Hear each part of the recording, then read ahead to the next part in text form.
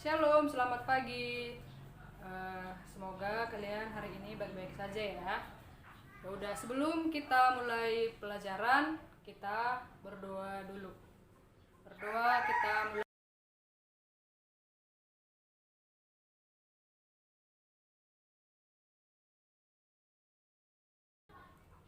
Amin. Nah, sebelum kita mulai pelajaran kita, Ibu mau absen dulu.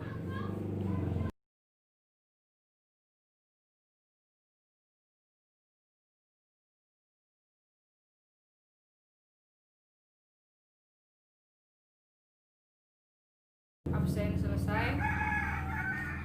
Hari ini kita akan membahas materi tentang murid Kristus sebagai pembawa damai.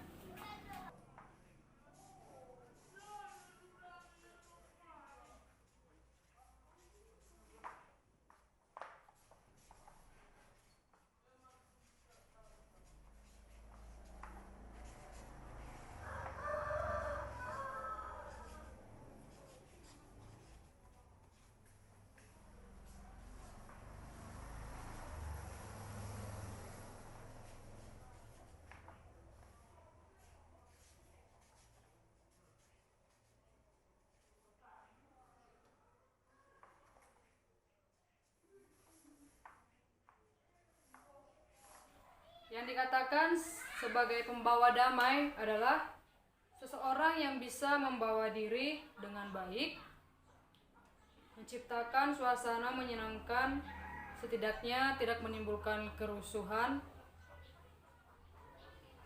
Dan di dalam Matius 5:9 berbunyi, "Berbahagialah orang yang membawa damai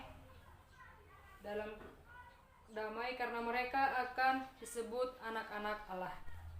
Sebagai pembawa damai, setiap murid Kristus itu mempunyai cita-cita, yaitu harus mempunyai mimpi dan memperlihatkan ilahi secara visi suci. Nah, di kehidupan sehari-hari kita semua bisa melakukannya dengan cara satu, menjaga sikap.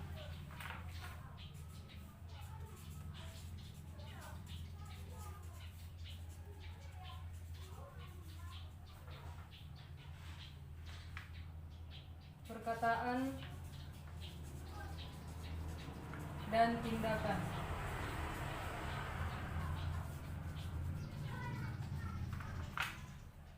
Nah, dapat kita ketahui kalau menjaga sikap dalam arti kita harus menjadi contoh di depan banyak orang, tidak melakukan perbuatan yang tidak menyenangkan hati Tuhan. Dan dalam perkataan itu yang mempunyai etika, tidak berkata kasar dan tahu sopan santun terhadap sesama ataupun di atas umur kita sendiri. Dan yang tindakan kita dapat memikirkan tindakan dengan seksama tanpa ceroboh agar tidak terjadi kesalahan.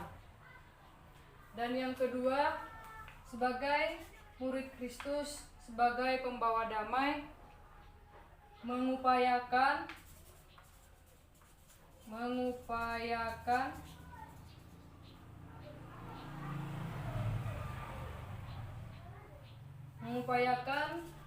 penyelesaian masalah dan memberi pengampunan.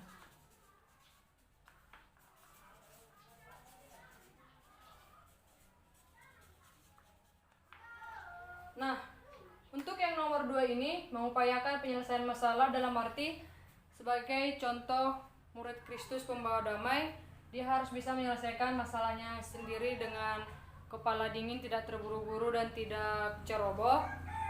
Dan ketika dia punya masalah dengan orang lain dan orang lain itu berbuat jahat kepada dia, dan kita tidak boleh merasa benci terhadap orang itu, tapi seperti yang dikatakan di sini adalah memberi pengampunan.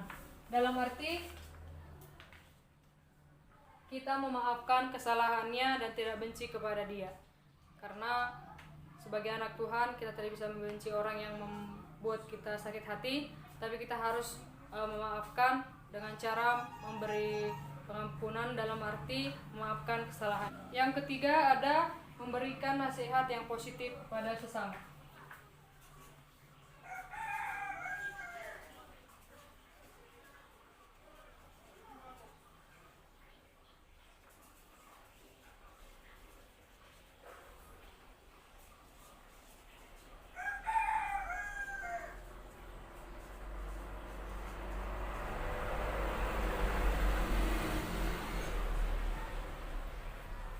Nah, memberikan nasihat positif kepada sesama tentunya tidak gampang dilakukan. Kadang ketika kita memberi nasihat kepada teman kita, kita dikatakan sok baik, sok suci, dan sok menasihati. Tapi selagi kita masih bisa mencoba, kita kasih nasihat positif yang menurut kita baik, agar teman kita sesama bisa menjadi lebih baik lagi dan tidak terjerumus ke dalam hal-hal yang negatif. Nah, sebagai murid Kristus, sebagai pembawa damai, bisa kita lakukan di kehidupan kita sehari-hari. Yang pertama tadi, 1. Menjaga sikap, perkataan, dan tindakan. 2. Mengupayakan penyelesaian masalah dan memberi pengampunan. 3. Memberikan nasihat positif kepada sesama. Nah, yang tadi menjaga sikap itu, kita harus bisa menjadi anak Tuhan yang baik, yang tidak melakukan kesalahan dan tidak menjerumuskan teman-teman kita, bahkan memprovokasi agar melakukan hal-hal yang tidak diinginkan Tuhan.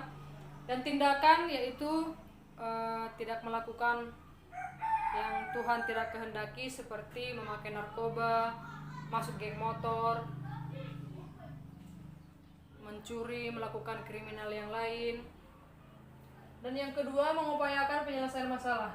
Seperti yang saya katakan tadi, bahwa kita harus bisa menyelesaikan masalah kita sendiri dengan bijak, tidak ceroboh, dan kita tidak bisa mengambil keputusan dengan sembarangan. Yang ketiga, memberi nasihat positif kepada sesama.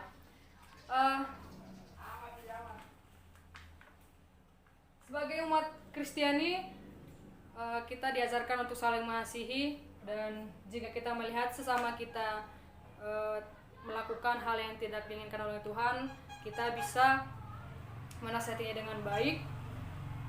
Pertama, kita bisa menasihatinya dengan baik, yaitu kita mengajak ngobrol 4 mata. Dan jika dia belum menerimanya, kita bisa memanggil beberapa teman kita untuk menasihati lagi. Dan jika dia tidak mendengarkan kita dan mendengarkan teman-teman kita, kita bawa dalam jemaat atau didoakan, nasihati sesama kita seperti yang sudah saya katakan tadi, melakukan 3 hal itu.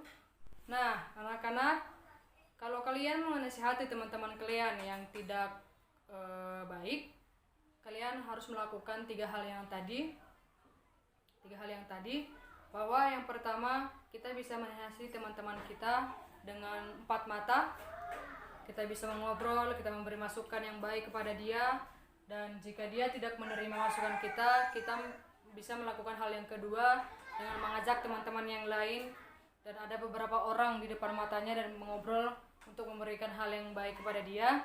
Dan yang ketiga, jika dia tidak mau mendengarkan nasihat kita membawa dalam doa di gereja agar dia bisa menjadi lebih baik lagi. Nah, murid Kristus sebagai pembawa damai, yang sudah saya katakan tadi, bahwa mereka mempunyai iman, keberanian, dan cita-cita visi Allah. Nah, ketiga hal yang tadi, menjaga sikap, mengupayakan penyelesaian masalah, dan memberi nasihat positif, itu bisa kita lakukan dalam kehidupan sehari-hari untuk menjadi contoh bahwa murid Kristus adalah sebagai pembawa damai. Dikatakan sebagai pembawa damai, anak-anak, itu jika kita di dalam kehidupan sehari-hari, kita harus bisa menjadi contoh yang baik untuk orang-orang di sekitar kita. Misalnya, di kampung kamu banyak orang yang menggunakan narkoba. Kamu harus bisa menjadi contoh yang baik. Kamu tidak bisa melakukannya dan tidak memakainya. Dan jika di kampung kamu ada kegiatan sosialisasi, kamu bisa membantu dan bisa menjadi panutan atau menjadi contoh. Nah, pembawa damai itu dikatakan bahwa di mana kamu berada, di mana kamu tinggal, kamu harus bisa menjadi mengayomi. Kemanapun kamu kelak akan pergi, kamu akan bisa menjadi yang lebih baik lagi dan selalu bisa membuat sekitaran kamu bangga. Dan kemanapun nanti kamu pergi, kamu bisa menjadi contoh karena kamu sudah mengerti apa itu sebagai pembawa damai. Ya, memang kita tidak sempurna, kita tidak bisa seperti murid-murid Kristus, tapi setidaknya kita bisa melakukan 3 hal ini di kehidupan kita sehari-hari agar kita bisa mencerminkan bahwa kita juga sebagai anak Tuhan bisa membawa damai di kehidupan sehari-hari dimanapun kita berada. Nah, sekian materi dari Ibu. Minggu depan kita lanjutkan, atau apakah kalian sudah mengerti? Jika sudah mengerti, kita tutup materi kita hari ini, kita berdoa.